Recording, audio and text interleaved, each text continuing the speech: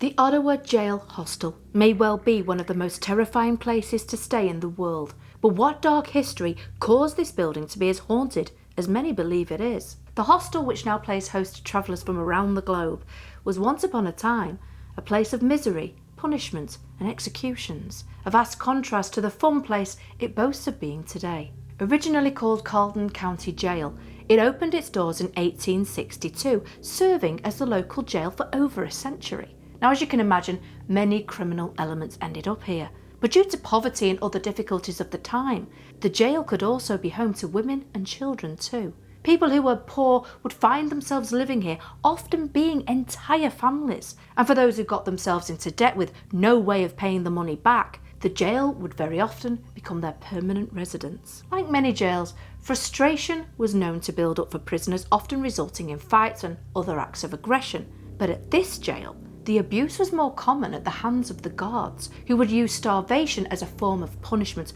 for some of the worst offenders. Now, you might think that's okay if they've acted out in some way, but even when you were as good as gold, food was only served once a day. There were no comforts in the jail either.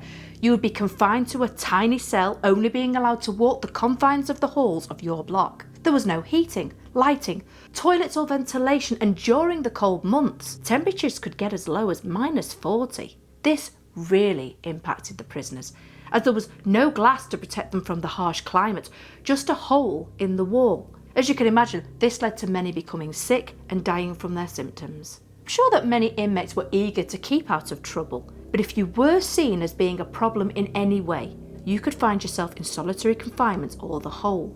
In here, the men were stripped naked and then chained face down onto a freezing cold stone floor. Here they would be left in agony for 23 hours and 45 minutes of the day, only being allowed to have a stretch for 15 minutes. The rings that held the men in place can still be seen in this area, with psychics being drawn to the spot for the energy that it gives off. One guest who was brave enough to stay in this location overnight said that they went to bed early at around 8 p.m, closed the drapes and switched the ceiling fan to maximum. As they got themselves comfortable, they described their feet touching the bottom frame of the bed, turning the metal warm from their body heat, when suddenly the fan switched itself down to low and the metal bar at the guest's feet went freezing cold. Alarmed, but lying perfectly still, there were suddenly 2 taps on the frame beside their feet. Stunned and feeling the atmosphere change in the cell, suddenly the fan went back to maximum speed and the bar became warm again. In the morning, when the guests went to check out, they told the receptionist about what they had experienced the previous evening. The man smiled knowingly and said, "What room were you in? Solitary? Yeah, I'm not surprised. You should try working the late shift here."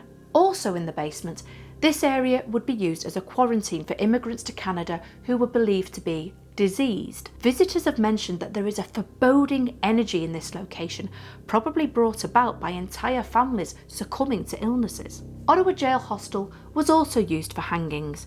One such person was Patrick James Whelan, a man convicted of killing Thomas D'Arcy McGee, even though many believe he was innocent. After spending time in the military fighting the Fenians who went against British rule, Whelan finally settled with a woman 30 years his senior and worked as a merchant tailor.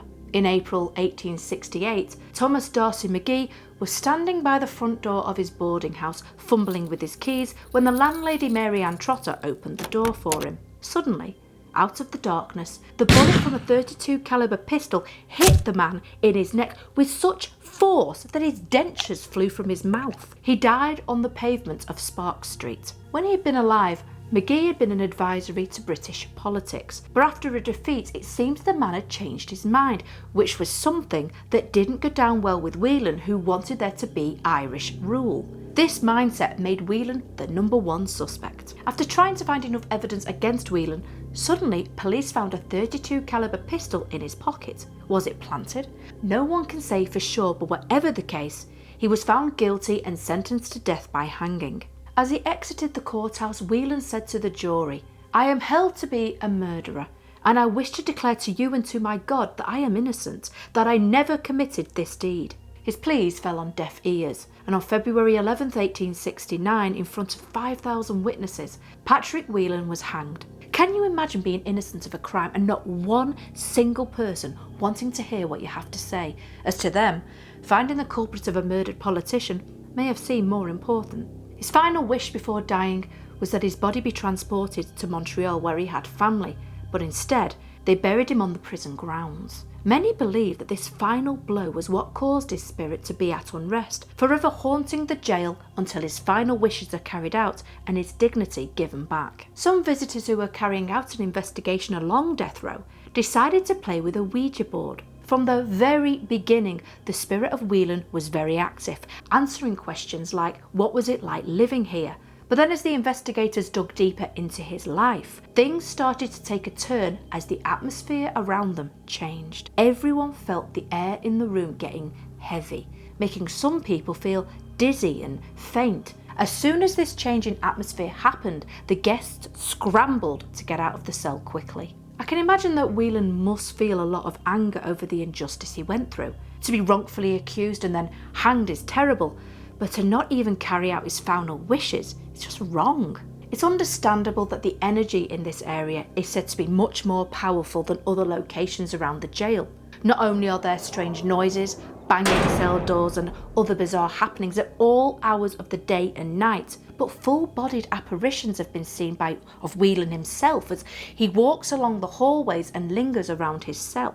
There is also a full-bodied apparition that many guests staying have witnessed, who likes to stand at the bottom of the bed watching you. Some wonder whether it is Whelan, but whoever it is, they are seen to be carrying a Bible. Worth noting here is that when the hostel's car parking lot was partially excavated for the Mackenzie King Bridge to be built, the remains of 140 bodies were found buried, which begs the question, how many bodies are still left around the grounds of the hostel? Glenn Shackleton, who is the director of Haunt Walks Inc., said it really was like a medieval prison.